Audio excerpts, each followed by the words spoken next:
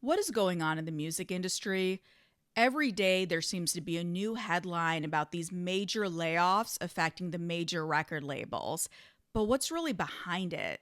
There's a lot of industry speculation, rumors, and even some fan fiction. Some people think it's like a big conspiracy to end hip hop. Others are pointing to Sean Puffy Combs and his legal issues. Could this be executives trying to hide and get away from the spotlight before the spotlight's on them? What is really going on? So, today I want to break down what we can learn from the reporting about these layoffs. I'm going to give you some behind the scenes of what people actually in the music industry are saying. What are the whispers and what can we separate fact from fiction? And then I'm going to also speculate, just given my experience, what I think is going to be the future of major labels and how this affects your favorite artists. I'm going to be honest, this is a really depressing time in the music industry. Every record label seems to be doing layoffs. People I've known for years, I'm talking about veterans in the game, 20, 30 years in the music industry, now no longer have a job, and their future is really uncertain. The most recent is Warner Music Group. They just laid off about 165 people, but this is just the latest in a string of layoffs. Before that, Sony has done layoffs, Universal Music Group has done a ton of layoffs. But how can this be happening? The music business is making money hand over fist. This is a multi-billion-dollar industry. It's not like people aren't streaming music. And it seems that nobody is safe. So I think the best place to start is looking at these Warner Music Group layoffs. A lot of this has been reported, especially by the music trades. So I think that's a good place to glean some insights about what could be going on behind the scenes. So let's look at Warner specifically. So on September 19th, Billboard ran this story. Warner Music Group announces restructure of Atlantic Music Group, including layoffs. So as you all know, there's three big music groups: Warner Music Group, Universal Music Group, and Sony Music Group. When we talk about labels, they're usually imprints under these labels. So for example, something like Def Jam is an imprint under Universal Music Group. Atlantic Music Group is an imprint under Warner Music Group. But these layoffs have been across imprints. So as this article says, Warner Music Group CEO Robert Kyncl, he sent out a memo last week that essentially told people we're going to do all of these layoffs. And if you're reading this memo, by the time it's 9 o'clock p.m., you'll know whether you have a job or not. That's crazy to me. I mean, just kind of like the corporate communications nowadays. As you can see from this list of layoffs, most of them are affecting Elektra Entertainment. So you can see from this list, it's affecting everyone, from the EVP of Business Affairs. Those are the people who do the contracts. We see even like head of sales and streaming. So those are the people who handle like playlisting, working with different DSPs. Even the EVP of promotion, all of them are gone at Elektra Records. A lot of us in the industry, what was most shocking was what happened at Atlantic Records. So let's go back for a little bit. Atlantic Records is probably one of the most respected labels in the industry. This is the house that Ahmet Ertegun built. This is the house that Aretha Franklin came out of. And over the years, they've had some incredible artists. I remember when I started out in the industry, they had everybody from like T.I., Lupe Fiasco, later Bruno Mars, Ed Sheeran. They have some real heavy hitters over there. Most recently, people like Lil Uzi Vert, Jack Harlow, Meek Mill, a lot of people on the hip hop side have been signed to Atlantic Records. A big piece of that is their executive team. And it's surprising to look at this list and you see people like Mike Kaiser. He's no longer the president of Black Music at Atlantic Records. Other people who've been laid off include people like Julie Greenwald, Kevin Liles. If you know your Def Jam history, these are the OGs that came from Def Jam. Kevin Liles famously had that book where he talks about starting as an intern and ultimately becoming president. So it's pretty crazy to see names, people who I've seen in liner notes since I was a kid. They've been in the industry for such a long time, being laid off, I think, rather unceremoniously. The biggest bombshell of the Warner restructuring is that Elliot Grainge, he's the head of 10K Projects, he's the new head at Atlantic Records. I'm going to get into all of that later in this video. So you might be wondering, What's the cause of all of these layoffs? Let's start with the most obvious cause: money. When you lay off people, especially a lot of people, all of a sudden your expenses go down. I'm sure a lot of you remember Econ 101, so imagine revenue stays the same or perhaps even goes up, but expenses goes down. What does that mean for overall net income? Was that enough time? The answer is you save a lot of money. And when you look at the bottom line, the overall net income, it's going to go up just because your expenses have decreased so significantly. Check out this article that just ran in Digital Music News. It says new details emerge about Warner Music's latest layoffs. Approximately 165 affected as total reorganization savings increased to $260 million. Having people on payroll is really expensive. Imagine salary, benefits. A lot of the executives are making millions and millions of dollars because they've been there for a long time. They have assistants, they have expense accounts. Who knows, maybe the company's paying for their car. Like, there's so many expenses attached to having so much personnel. And in one fell swoop, Warner increased its savings to $260 million. Warner Music Group, just like Universal, is a publicly traded company. The minute that these layoffs were announced, the stock price immediately went up. According to Billboard, Warner Music Group gained 4.9% for a stock price of $30.44. Its intraday high of $30.88 was Warner Music Group's highest price since July 24th. Wall Street has spoken. And when you have a publicly traded company like a Warner Music Group, Universal is also publicly traded, a lot of business decisions, for better or worse, are decided by the market.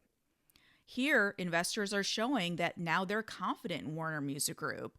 Let's say, for example, the stock price had tanked. All of a sudden, people get kind of antsy. They're looking at the CEO. Did you make the right decision? Maybe we need to course correct. But here, they're enjoying the gains. And that's something that just happens when a company, any company, becomes publicly traded. Not only are decisions made internally based upon sort of the P&L statements, but they're also made looking at the market conditions, what investors are saying, what financial institutions are recommending. And oftentimes that isn't great for employees. And you basically get kind of caught up into being like a cog, just like a part of what is the overall stock price. The other thing for Warner is they're reimagining, if you will, what a major label is. And I think the best indication is deciding on hiring Elliot Grainge. A lot of you might have heard the name Elliot Grainge.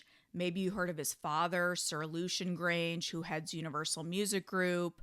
But on the hip-hop side, Elliot has launched 10K projects, and very quickly he was able to sign these like buzzy artists. He has Trippie Redd, Ice Spice, he signed Tekashi 6ix9ine. He became known as this kind of hot shot, this young wonderkind who was signing a lot of SoundCloud artists, TikTok artists. And I think by hiring him and making him the head of Atlantic, what Warner is showing is we want to invest in the future. We want somebody, an executive who understands the current landscape. We don't really care about the knowledge and expertise that was gained by someone who came up during the CD era. Instead, we want to focus on someone who has a track record of running a very lean organization. He's able to sign artists, I would presume at a pretty affordable price.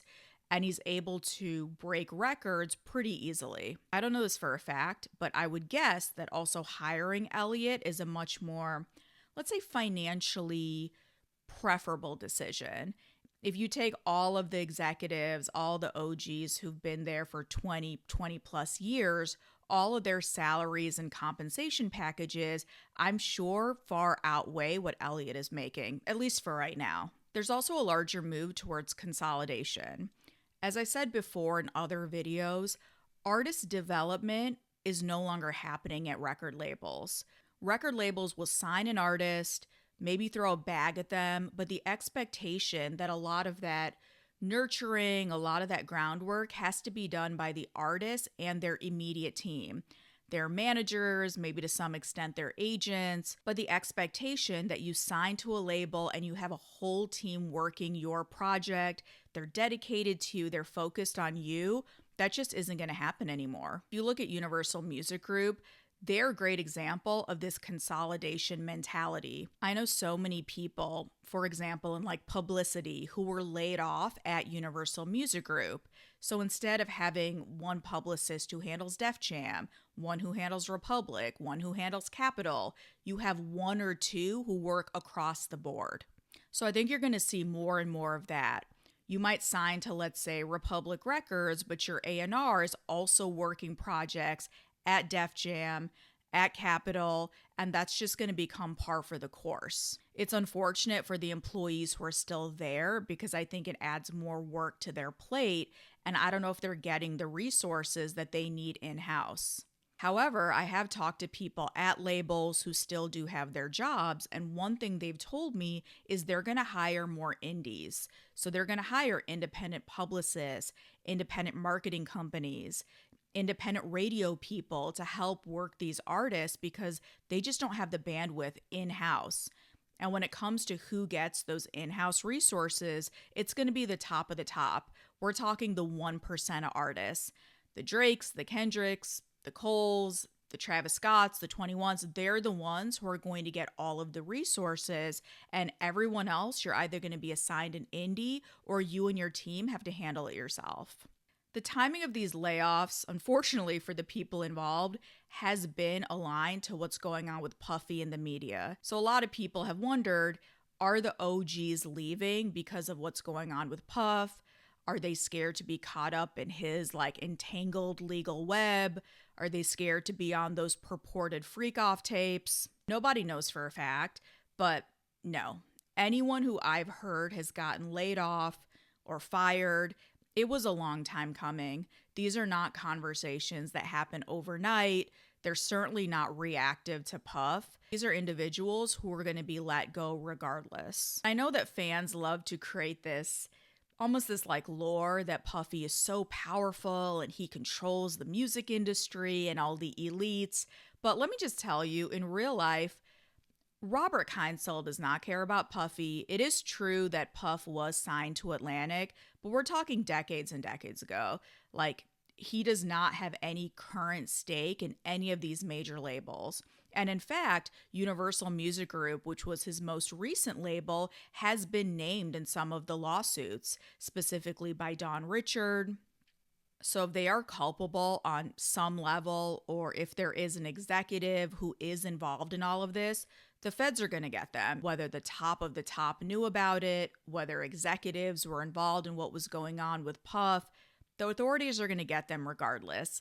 It doesn't matter if you currently work at a place or not, the authorities have that legal precedent to come after you. So I think we can put that rumor to bed, that Puffy is not controlling the industry like some puppet master. Could some of these executives have been at his parties? Maybe they're on these reported tapes, possibly, but I think that their careers, their trajectories were coming to an end. So what does this all mean? If I'm going to predict the future just based upon what we've seen with these layoffs, I think more and more labels want to get younger, they want to get leaner, and they want to get cheaper. They're looking at the bottom line. They're looking at how they can make the most amount of money and by spending the least amount of money. I think in their mind, carrying a lot of people from a previous generation, many of them incredible with amazing legacies, but they're just too expensive to keep on payroll. On top of that, I think work from home really affected the culture of the labels. When I walk into a record label now, it's like walking into something totally foreign and strange. Back in the day, you would go into an Atlantic or Def Jam, people are playing music, it's vibrant, people walking around, you'd see artists in the office. I have to tell you, I visited Warner not too long ago. Nobody was in the office. When I asked, where is everyone? I was told, well, people work from home now. No one really wants to come to the office. So I think that that culture, the camaraderie, just that feeling of excitement working at a label no longer exists.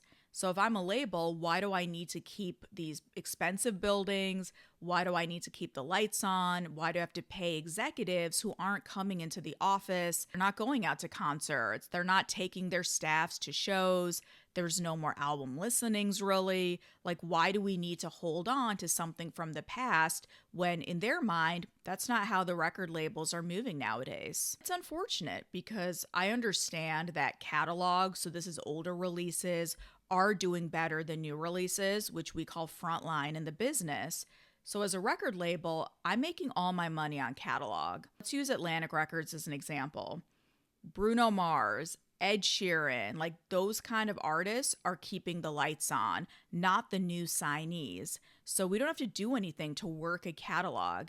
You kind of sit back, relax, and just let the money come in. People are still streaming those artists. People aren't streaming new artists as much. But then for me as a fan, it just kind of makes me sad a little bit.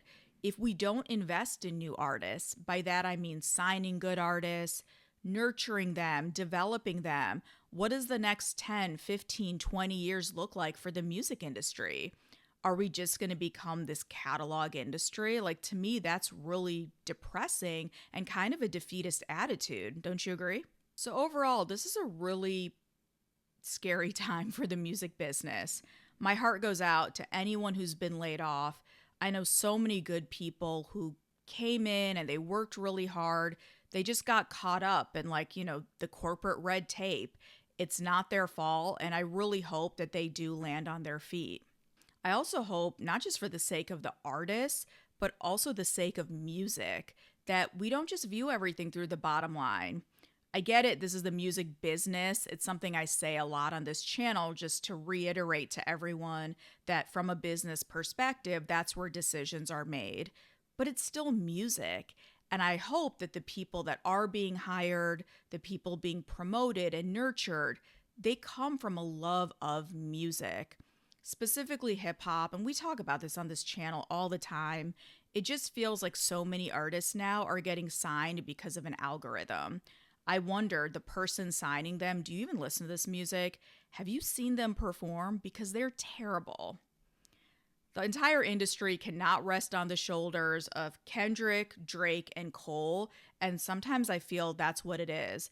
It's artists who were signed 10, 15 years ago. They're the ones still carrying the torch, at least on a mainstream level for hip hop.